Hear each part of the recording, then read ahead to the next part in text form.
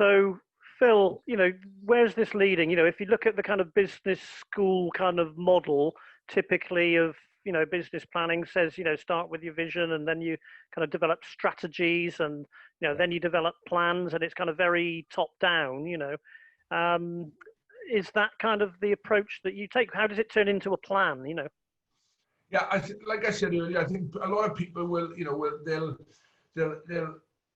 buy into, they'll buy into a cause, or they'll buy into a movement as such, and then it's easier to get the plans in place, So we did all that sort of inclusive type of stuff really to get everybody bought in, and then we started looking at, right, okay, if we want to qualify, for Japan, and we want to be the 20th ranked team in the world, there were certain key areas of the program that needed to be in place in order for us to achieve that. Simple. And then the outcomes that we wanted from those key areas, Rich. So we had 4 key areas. We had a player pathway where we needed to bridge the gap between club rugby and international rugby. So that was first. We needed a competition pathway because we had club rugby and then we had international rugby, which club rugby was, say, 26 minutes activity, ball in play as we call it, and then international rugby was 40. So it was a big gap there. So we needed something in between to prepare the players. So that's where that came from, and then we identified an elite group to go along that journey. Growing the game was another one, connecting the pathway from schoolboy to club to provincial to international rugby. So a more connected pathway. National academy needed to be in place. And then there were partnerships because we didn't have all the skills in Namibia. For example, we didn't have physiotherapist.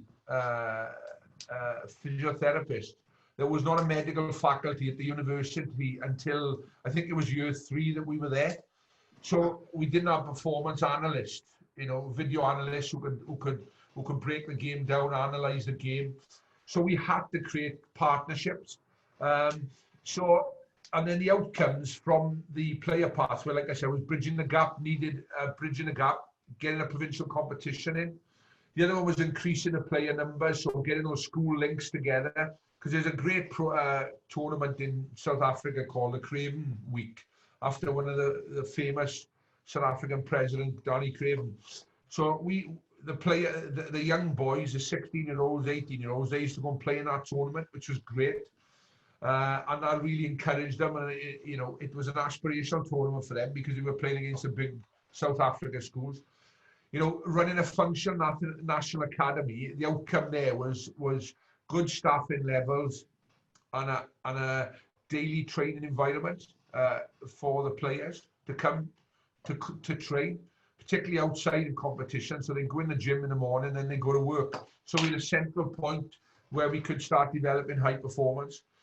And then building capability and capacity. That's what we wanted out of our partnership. So the Welsh Rugby Union, University of South Wales, we created like an internship program really with further education opportunities for people.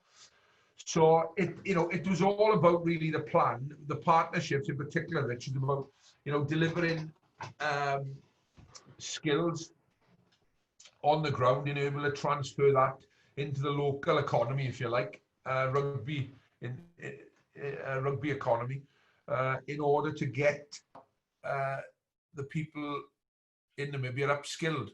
So it was just prioritizing the key areas and then getting key outcomes out of it. Like I said, we needed a national academy, not just for talent ID, but for a daily training environment, and that's how we got some extra funding off World Rugby for that.